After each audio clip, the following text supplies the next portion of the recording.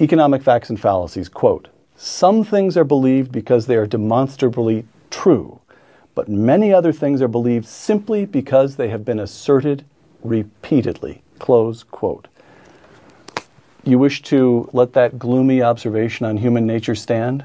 Yes. All right.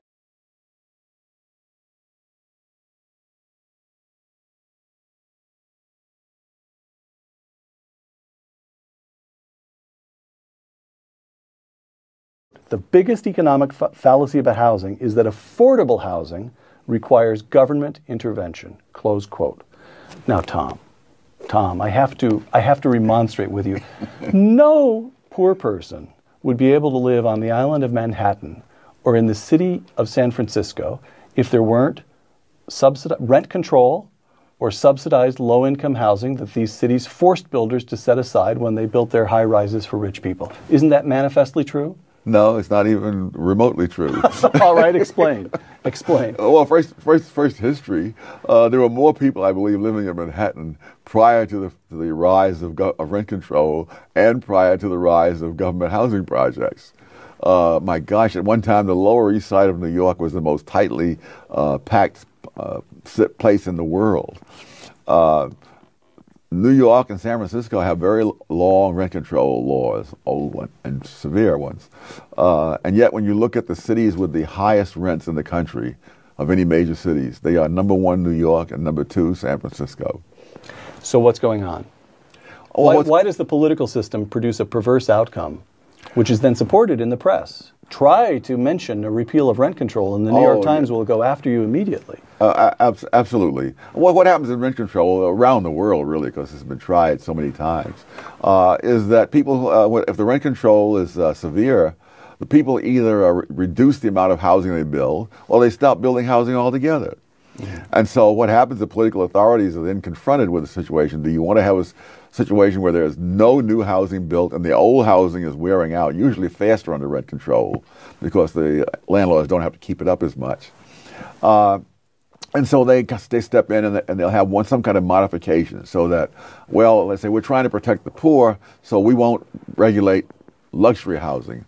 Of course, luxury housing and ordinary housing use much of the same labor, the same materials. And so therefore all the materials that would otherwise have gone into making ordinary housing goes into building luxury housing. Economic facts and fallacies once again. If we go back to the beginning of the 20th century, before government intervention became pervasive in housing markets, we find, and this is to me one of the most arresting assertions in the book, we find people paying a smaller percentage of their expenditures for housing than at the end of the 20th century. In 1901, housing costs took 23% of the average American family's spending. By 2003, it took 33% of a far larger amount of spending. What's going on? What's going on is that they're restricting the amount of housing that can be built. And obviously, if you restrict the supply while the demand is growing, the prices will go up through the roof. Cui bono? Who benefits from this arrangement? Politicians, most of all. How? Because they get the reputation of being for the poor and the downtrodden, and that they're setting aside affordable housing units, usually in some token amounts. They're preventing the evil landlords from raising the rent by rent control, and if they are able to keep the public paranoid that if they take off the rent control, it'll be just sky-high prices. And so they gain by that. Both the landlords and the tenants lose. They lose in different ways and to different extents.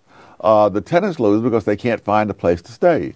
The landlords lose because they don't make the profit they would have made otherwise. The builders lose because there's no demand for apartment buildings if nobody can make a profit on it. All right. Economic facts and fallacies once again. Quote, where builders are allowed to construct homes and apartments without severe government restrictions, even growing populations and rising incomes do not cause housing prices to shoot up because the supply of newly constructed housing keeps up with the growing demand, as in Houston. Now, would you please contrast Houston with our own coastal California? Oh my goodness. There couldn't be a greater contrast. To give you an easy one. Yes, that's an easy one. Houston doesn't even have zoning laws. But whereas to build anything in coastal California is just an ordeal. I mean, you have to not only you have to go through all kinds of planning commissions. I've had the misfortune of sitting in on 2 planning commission meetings. I don't know what it did for my blood pressure watching these people. The discouragement is huge. So someone estimated, for example, a real estate company, that a house that would cost $155,000 in Houston would cost $1 million in San Francisco. Right. The same house.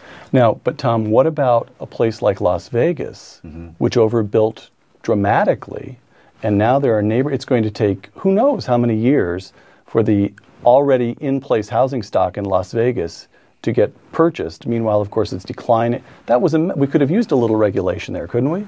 Well, the regulation was one of the problems. I don't think it's going to take years, unless the government intervenes as it has to keep the prices from falling. The people who own the empty houses have every incentive to rent the houses for whatever they can get. Whether that's, I mean, I had the very same problem here on the Stanford campus when I moved away, that I didn't sell my house immediately, and so I rented it out. And I rented it out for an amount that was $100 a month less than the mortgage payment, because the alternative would be to have it sit empty and pay the whole mortgage payment myself.